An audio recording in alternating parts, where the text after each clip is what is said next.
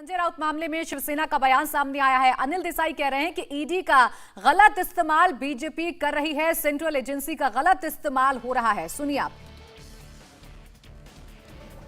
अब ईडी एक autonomous agency है, उन्होंने कुछ चार्जेस लगाकर उनके ऊपर ये किए हैं। उन्होंने बार बार ईडी को इससे पहले भी मिलके उनकी बात साफ साफ रखी थी, लेकिन उसके बावजूद भी कुछ नए कारण निकालकर या कुछ जिनमें तथ्य हो ना हो ये तो अब पता चलेगा आफ्टर इन्वेस्टिगेशन। लेकिन संजय राउत बहुत वोकल रहे हैं, उन्होंने स्पष्ट शब्दों में उनकी भावना, उनकी भूमिका जो रही है, उनका रोल जो रहा है वो कहते रहे।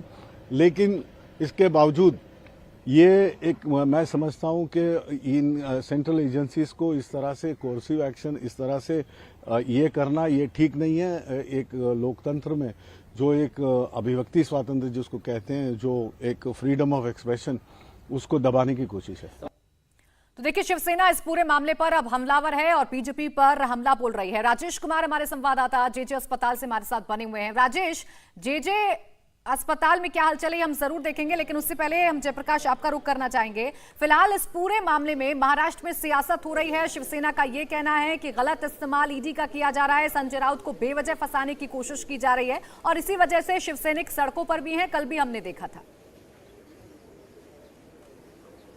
जी बिल्कुल, देखिए शिवसेना का स्टैंड ये है कि प्रवीण राउत को और प्रवीण राउत की कंपनी गुरु आशीष कंस्ट्रक्शन कंपनी को ये ठेका दिया था म्हाडा ने। म्हाडा की जो 45 एकड़ की जमीन थी वो म्हाडा की अपनी निजी जमीन थी, जिसका प्रीमियम म्हाडा ने 3000 फ्लैट गुरु आशीष कंपनी से मांग कर किया था। प्रीमियम के जगह पर कई बिल्डर्स जो है वो पैसे देते हैं और कई बिल्डर्स जो है वो माल बनाकर देते हैं, यानी फ्लैट्स बनाकर देते हैं। तो गुरु आशीष कंस्ट्रक्शन कंपनी ने फ्लैट बनाने की बात की थी। तो संजय राउत को लेकर शिवसेना का कहना है कि संजय राउत ना उस कंपनी के डायरेक्टर है, ना उस कंपनी के कोई और कर्ता धर्ता है, ना ही उस कंपनी से उनका कोई लेना देना है। अगर कोई पैसा प्रवीण राउत के अकाउंट से संजय राउत को आया है तो वो पैसा वो लौटा चुके हैं। उन्होंने निजी लोन लिया था, बिना इंटरेस्ट का ब्याज जो पर्सनल लोन था वो उन्होंने लिया था प्रवीण राउत से, और कोई भी दोस्त दूसरे दोस्त को लोन दे सकता है। ऐसे में ईडी जानबूझकर एक पॉलिटिकल वेडेंटा के तहत जो है इस पूरे मामले को कर रही है। पॉलिटिकल इस पूरे मामले को भारतीय जनता पार्टी के इशारे पर जो ईडी है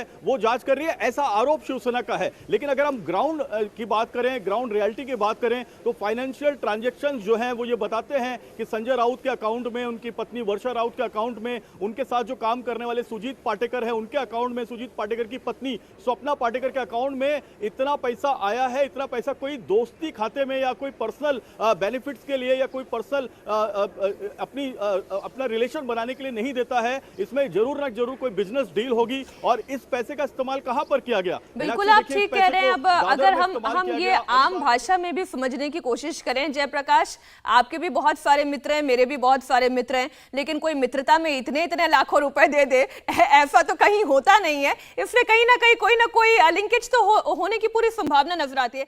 इंडिया टीवी हर वक्त हर जगह डाउनलोड करने के लिए सर्च करें India TV news Google play store या ऐप स्टोर पर।